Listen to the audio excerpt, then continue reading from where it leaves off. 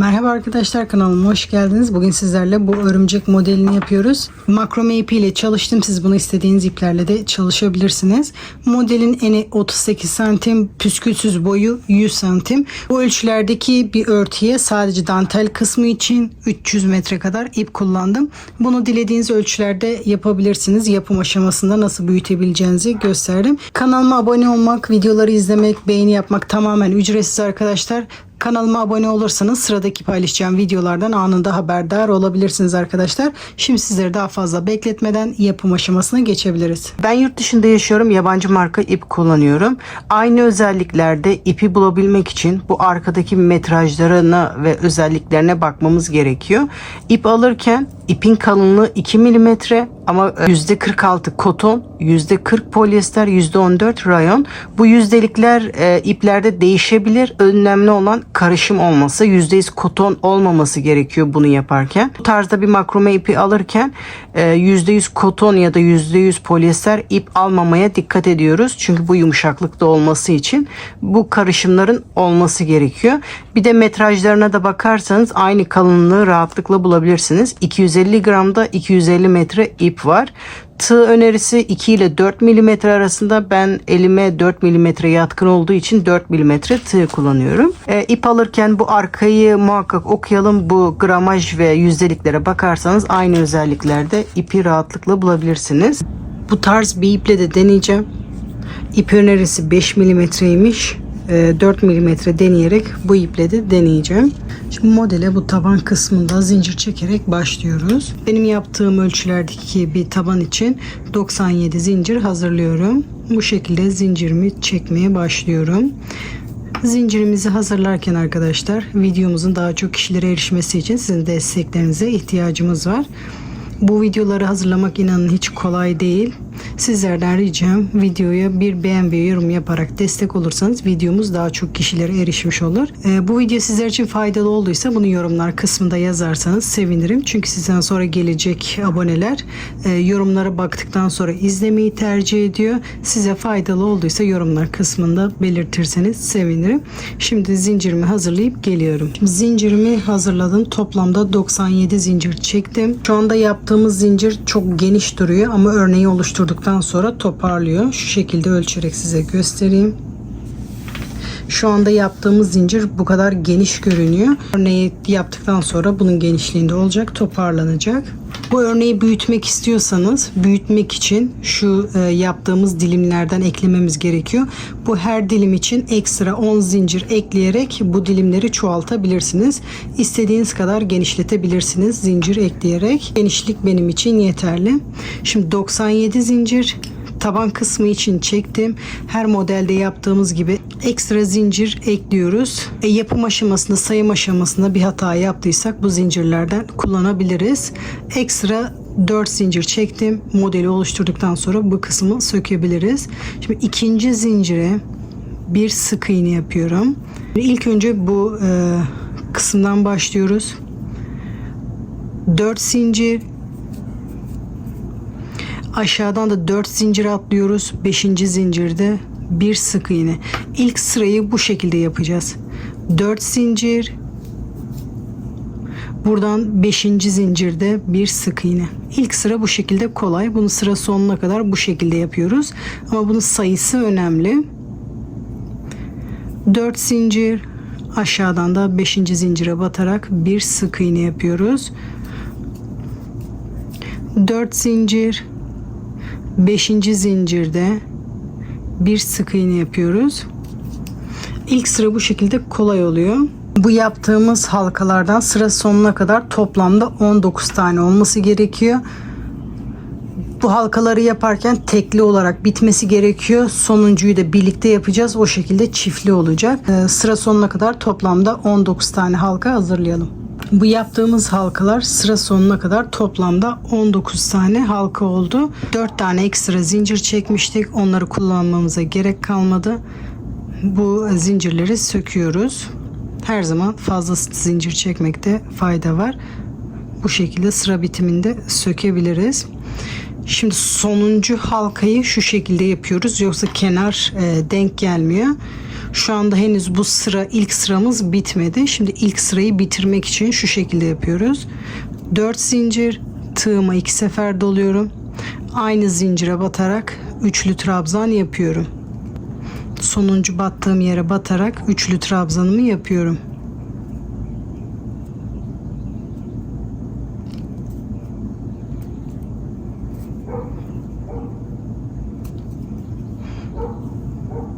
Sırasıyla 2 sefer doladıklarımı en son ikisini birlikte yapıyoruz. Şimdi şu anda ilk sıra bitti. Sonuncu halkayı bu şekilde yapıyoruz. Diğerlerini zincir üzerinde yaptık. Şimdi yeni sıraya başlıyoruz. Sıra sonunda bu şekilde yapmazsak bu baklava dilimleri denk gelmiyor arkadaşlar. Şimdi 4 zincir, diğer yöne dönüyoruz. Şu anda ikinci sıraya başlıyoruz. Tığıma 2 sefer doluyorum. Burada yaptığımız trabzan tepesine batarak ilmeğimi alıyorum. Sırasıyla bu 2 sefer doladıklarımı en son tığımda ikisini tutuyorum. Tekrar tığıma 2 sefer doluyorum. Şimdi baklava dilimlerini oluşturmaya başlıyoruz. Bu sıra sonunda battığım sık iğne değil, onun yanındaki sık iğneye batarak trabzanımı yapıyorum. Tığıma 2 sefer doluyorum. Bakın sıradaki sık iğneye batarak sırasıyla 2 sefer doladıklarımı, şu anda toplamda 3 tane ilmek oldu. Üçünü birlikte yapıyorum. Bu şekilde baklava dilimi oluşturuyorum. Baklava dilimin son işlemini yapıyorum şu anda. 4 zincir. Bakın bu trabzan yaparken battığım noktaya batarak bir sık iğne yapıyorum. Bu şekilde ilk baklava dilimimizi tamamlamış oluyoruz. Şimdi sıradaki baklava dilimine başlıyoruz. 4 zincir, tığıma 2 sefer doluyorum. Bakın tekrar aynı noktaya batarak üçlü trabzanımı yapıyorum. Son 2'yi tığımda tutuyorum. Tekrar tığıma 2 sefer doluyorum. Şimdi bu baklava dilimlerini yaparken zigzag şeklinde olması için bu alt kısmının bir tane sık iğne atlayacağız. İkincisine batacağız arkadaşlar. Şimdi bunu atlıyoruz.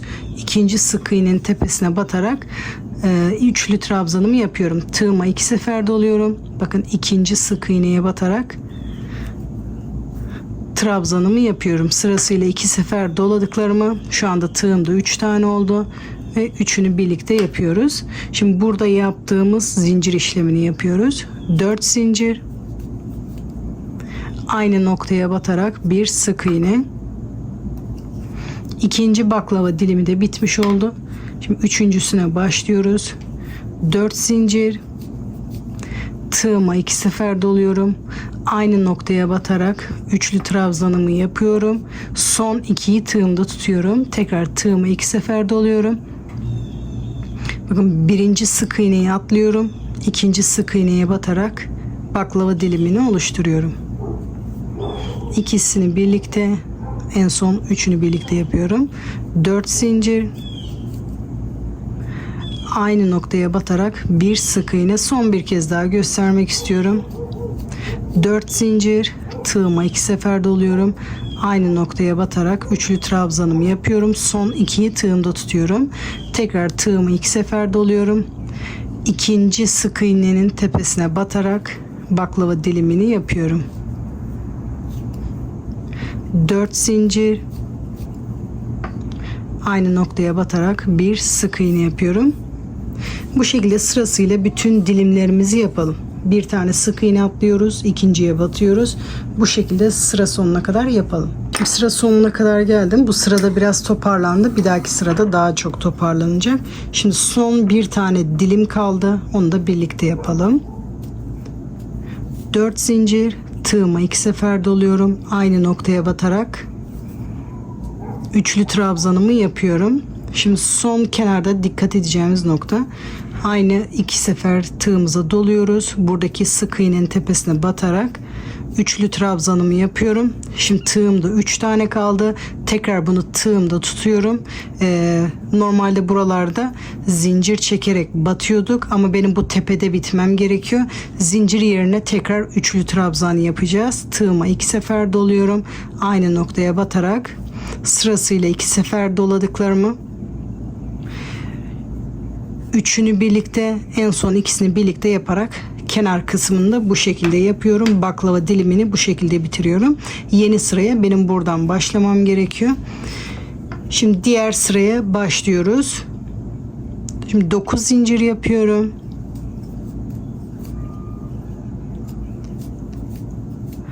Diğer sıraya dönüyorum. Şimdi buradaki yaptığımız halka diyeyim, baklava diliminin yarısı. Onun yerine şu anda zincir yaptık. Burada yaptığımız trabzan tepesine batarak bir sık iğne yapıyorum. İlk baklava dilimin tek tarafını bu şekilde yapıyoruz. 4 zincir çekerek şimdi yeni baklava dilimine başlıyorum. Şimdi şu aralarda baklava dilimi olacak. Şimdi bu modelde hep 2 sırayı tekrar ederek yapacağız. Bundan sonraki 2 sırayı tekrar ederek bu modeli ilerleyeceğiz. Şu anda yaptığımız bu sıra ilk sıra, dönüşte yapacağımız sırada ikinci sıra olacak. Onları tekrar ederek bu modelimizi büyüteceğiz. Şimdi tekrar edeceğimiz ilk sıra bu şekilde. 4 zincir, tığıma 2 sefer doluyorum. Bakın aynı sık iğnenin tepesine batarak ikisini birlikte tekrar tığıma 2 sefer doluyorum. Şimdi bütün sık iğnelerin tepesine batacağız. Bu baklava dilimlerinin ucundaki bu ara boşluklara batmayacağız. Şu ortalardaki sık iğnelerin tepesine batarak baklava dilimi oluşturacağız. Şimdi bu baklava dilimin tepesindeki sık iğnenin tepesine batarak üçlü trabzanımı yapıyorum. Sonra üçünü birlikte 4 zincir, aynı noktaya batarak bir sık iğne yapıyorum. Baklava dilimini oluşturmuş olduk. Diğer sıra içinde yarım baklava dilimi oldu. Dönüşte de bu baklava dilimini kapatarak bu şekilde bir baklava dilimi olacak. Şu anda yarım. Bu kısımda diğer sırada yaptığımız işlemi tekrar ediyoruz şu anda. 4 zincir, tığıma 2 sefer doluyorum. Aynı noktaya batarak 2 sefer doladıklarımı, sonra tekrar tığıma 2 sefer doluyorum. Bakın buradaki baklava dilimin tepesine batıyoruz. Bu ara boşluklara batmıyoruz. Tepesine batarak 2 sefer doladıklarımı, şimdi tığımda 3 tane oldu. Üçünü birlikte 4 zincir, aynı noktaya batarak bir sık iğne. Şimdi bir sefer daha baklava dilimi göstermek istiyorum. 4 zincir, tığıma 2 sefer doluyorum. Aynı noktaya batarak üçlü trabzan, tekrar tığıma 2 sefer doluyorum. Bakın bu arada battığımız yere değil, baklava dilimin tepesine batarak üçlü trabzanımı yapıyorum. Sırasıyla 2 sefer doladıklarımı, en son üçünü birlikte, sonra 4 zincir, aynı noktaya batarak bir sık iğne yapıyorum. Bu şekilde bütün baklava dilimlerini tamamlayarak sıra sonuna kadar yapalım. Şimdi sıra sonuna kadar geldim. Bunun tepesinde yarısını yaptım. Şimdi bu son baklava dilimin tepesine de batıyorum. Baklava dilimimi tamamlıyorum. 4 zincir, aynı noktaya batarak bir sık iğne yapıyorum. Şimdi burada sıramız henüz bitmedi. Burada baklava dilimini tamamladık. Buradaki gibi de diğer sıranın yarısını yapmamız gerekiyor. Bu şekilde bitmesi gerekiyor buranın da. Sıra sonunda şu şekilde yapıyorum. 4 zincir, tığıma 2 sefer doluyorum. Aynı noktaya batarak bu şekilde üçlü trabzan yapıyorum. Bu sırayı bu şekilde bitirmiş oluyoruz. Bakın baklava dilimi yarım kalacak. Şimdi diğer sıraya başlıyoruz. Şimdi tekrar edeceğimiz ikinci sıraya başlıyoruz. 4 zincir, diğer yöne dönüyoruz. Tığıma 2 sefer doluyorum. Şimdi burada baklava dilimini tamamlıyoruz. Burada trabzan tepesine batarak üçlü trabzanı yapıyorum. Tığımda ikisini tutuyorum. Tekrar tığıma 2 sefer doluyorum. Buradaki baklava dilimin tepesine batarak üçlü trabzanımı yapıyorum. Sonra üçünü birlikte normal sıralarda yaptığımız işlemi yapmaya devam ediyoruz. 4 zincir, burada sık iğnenin tepesine batarak bir sık iğne yapıyoruz. Gördüğünüz gibi ilk baklava dilimimi oluştu. 4 zincir, tığıma 2 sefer doluyorum. Aynı noktaya batarak üçlü trabzan, tığıma 2 sefer doluyorum. Burada baklava dilimin tepesine batarak üçlü trabzanımı yapıyorum. 4 zincir, aynı noktaya batarak bir sık iğne yapıyoruz. Gördüğünüz gibi şu iki sırayı tekrar ederek bu modeli yapıyoruz. Bu ara kısımlarda çok fazla oyalanmak istemiyorum. 2 sıra daha şu başlangıç ve bitiş kısımlarını göstermek istiyorum. Bu ara kısımlar hep aynı. Bu şekilde sıra sonuna kadar yapalım. Sıra sonuna kadar geldim. Şimdi son baklava dilimini yapıyoruz. 4 zincir, tığıma 2 sefer doluyorum. Aynı noktaya batarak üçlü trabzanımı yapıyorum. Şimdi bu sıra sonunda da tığıma 2 sefer doluyorum. 5. zincire batarak üçlü trabzanımı yapıyorum. Şimdi sıra sonunda da aynı burada yaptığımız gibi zincir yerine üçlü trabzan yapacağım. Tığımda üçünü tutuyorum. Tekrar tığıma 2 sefer doluyorum. Aynı noktaya batarak üçlü trabzanımı yapıyorum. Üçünü birden, en son ikisini birlikte yaparak sıra sonunda bu şekilde bitiriyorum. Şimdi buradaki gibi yeni sıraya başlıyoruz. Şu iki sırayı tekrar ederek başlangıç ve bitiş kısımları hep aynı olacak. Şu iki sırayı tekrar ederek bu modeli büyütüyoruz. Şimdi ben hala akılda soru işareti kalmasın diye 2 sıra daha başlangıç ve bitiş kısımlarını göstermek istiyorum. 9 zincir, diğer yöne dönüyorum. Şimdi tekrar edeceğimiz ilk sırayı yapıyoruz. Buradaki trabzan tepesine batarak bir sık iğne yapıyorum. Şimdi sıra başında bu şekilde yarım olarak bırakıyoruz. Yeni baklava dilimine başlıyorum. 4 zincir, tığıma 2 sefer doluyorum. Aynı noktaya batarak üçlü trabzan yapıyorum. Tığıma 2 sefer doluyorum. Burada sık iğnenin tepesine batarak üçlü trabzanımı yapıyorum. Üçünü birlikte 4 zincir, aynı noktaya batarak bir sık iğne yapıyorum. Buradaki baklava dilimini de bitirmiş oluyorum. Yeni baklava dilimine başlıyorum. Bu şekilde sıra sonuna kadar yapalım. Sıra sonuna kadar geldim. Tam dilim olarak sonuncu tam dilimi yapıyorum. Bir de sıra sonunda yarım yapacağız. 4 zincir, aynı noktaya batarak bir sık iğne yapıyorum.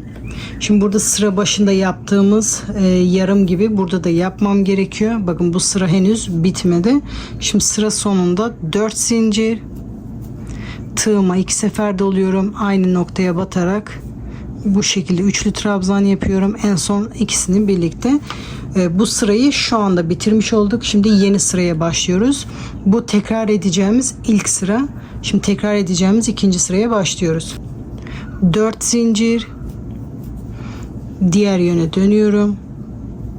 Tığıma 2 sefer doluyorum. Burada trabzan tepesine batarak sırasıyla 2 sefer doladıklarımı sonra tığımda tutuyorum. Tekrar tığıma 2 sefer dolayarak burada sık iğne tepesine batıyorum.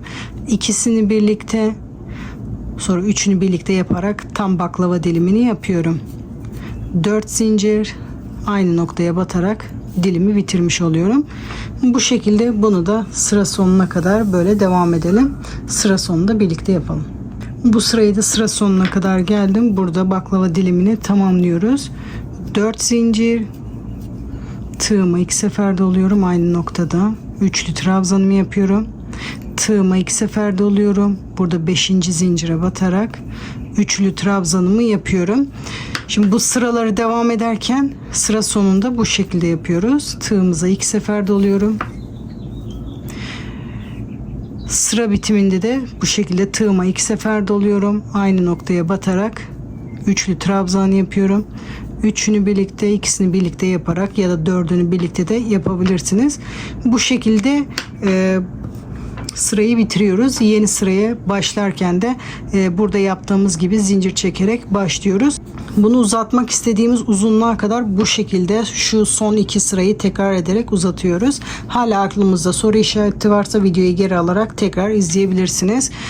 Bunu uzattıktan sonra son sırayı yaparken de burada bitiriyoruz arkadaşlar. Ona da dikkat edelim. Son sırayı burada yaptığımız gibi yapıyoruz. Ekstra bir işlem yapmıyoruz. Şimdi bunu uzatmak istediğimiz uzunluğa kadar uzattıktan sonra püskül yapılışına geçebilirsiniz. Şimdi püskül yapılışına da geçebiliriz. Şimdi püskülü yaparken bu şekilde 2 adet ip hazırlıyorum püskülü bağlamak için. Püskülü 2 türlü yapabilirsiniz. Birincisi benim gibi elinizde sararak yapabilirsiniz. İkincisi de bir cisme sararak kart, karton, kumanda ne isterseniz istediğiniz bir cisme sararak da yapabilirsiniz. Yapacağınız cismin genişliği önemli. Ne kadar uzunlukta yapmak istiyorsanız. Püsküllerin boyu 10 santim olsun istiyorsanız 10 santim genişliğindeki bir cisme sararak yapabilirsiniz. Örnek şu şekilde bir kitap diyelim ya da bunun kalınlığında bir karton. Bu şekilde ona sararak da yapabilirsiniz. Ben şimdi elimde göstereceğim ama dediğim gibi bir cisme sararak da bu şekilde yapabilirsiniz. Şimdi ipimi alıyorum. Neye sarmak istiyorsanız onu alın. Ben elimde yapıyorum. Bu şekilde sararak püskülümüzü hazırlıyoruz. Bu sarma sayısı sizin isteğinize bağlı, yapacağınız kalınlığa göre değişir. Ne kadar çok sararsanız o kadar çok ip gider ama kalın oldukça da püskül daha güzel duruyor. 6, 7, 8, 9, 10, 15 sefer sardım. İpimi kesiyorum. Sonra ipimizin tekini alıyoruz. Bu şekilde sardığımız ipin arasından beri geçiriyoruz. Neye sardıysak ipi arasından beri geçiriyoruz.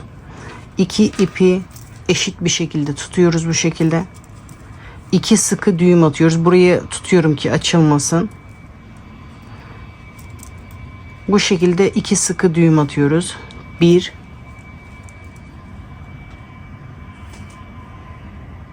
ve 2.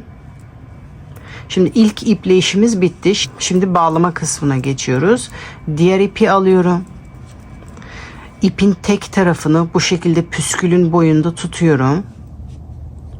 Sonra yukarıdan yaklaşık 1,5-2 santim genişliğinde bir mesafe bırakıyoruz. Bu mesafeyi bütün püsküllerde eşit olarak yapmamız gerekiyor ki bu kısımları aynı dursun. Yaklaşık 1,5-2 santim genişliğinde bir mesafe bırakıyorum. Bu ipimi de sıkıca burada tutuyorum. Şimdi sarmaya başlıyorum. Bir tur yaptım. 2 tur. Bu şekilde 3 tur sardım. Sonra ipin diğer ucunu alıyorum. Daha fazla sarma işlemi yapmak istiyorsanız bu kısımda sarabilirsiniz. Burada da 2 düğüm atıyorum.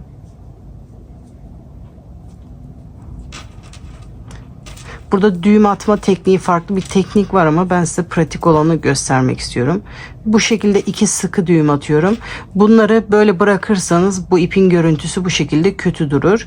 Bu iplerin daha düzgün durması için bu ipleri bu sardığımız ipin içine doğru çekeceğiz. Bu sardığım ipin arkasından beri tığımı geçiriyorum.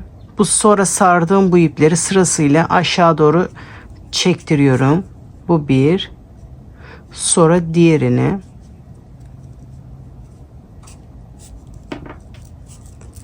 Sonra bu ipleri düğümü arkaya doğru getirmeye çalışıyorum. Parmağım yardımıyla düğümü arkaya getiriyorum.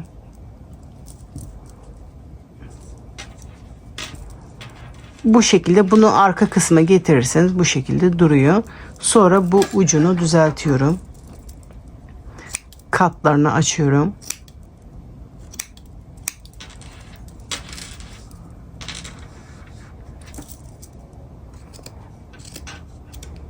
Bu şekilde püsküllerimiz hazır.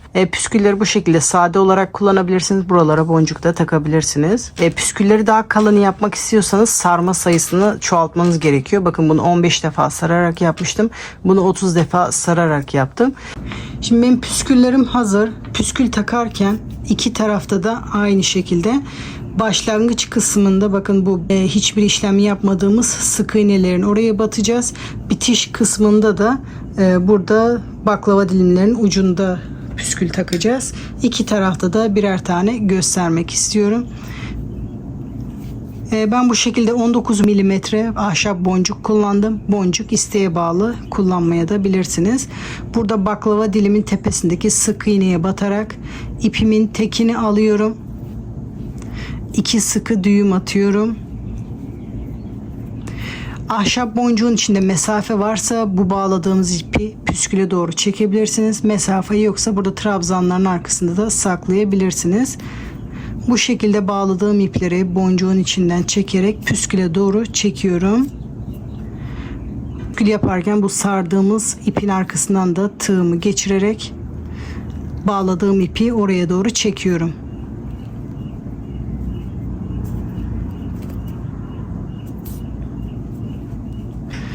Bu şekilde sırasıyla bu baklava dilimlerinin ucuna takıyoruz. Başlangıç kısmında da bu sık iğnelerin oraya boncuğumuzu takıyoruz. Bakın burada sık iğne yaparken battığım zincirin orada püskülümü takıyorum.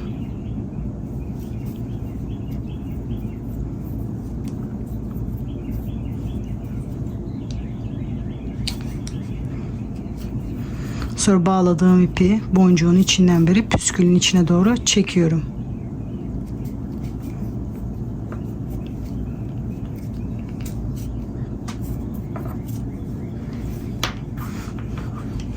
Bu şekilde iki tarafa da bu uç kısımlarına püskülleri takıyoruz. Sırasıyla hepsini takalım. Sırasıyla bütün püsküllerimi taktım. Diğer tarafta aynı şekilde duruyor. Püskülleri taktıktan sonra daha hoş duruyor. Pim ütüye elverişli olduğu için bunu tersten ütüleyebiliyorum. Sizler de bu şekilde istediğiniz ölçülerde yapabilirsiniz. Umarım bu videoyu izlerken keyif almışsınızdır. Yapacak arkadaşlara kolay gelsin. Sıradaki videolarda görüşmek üzere.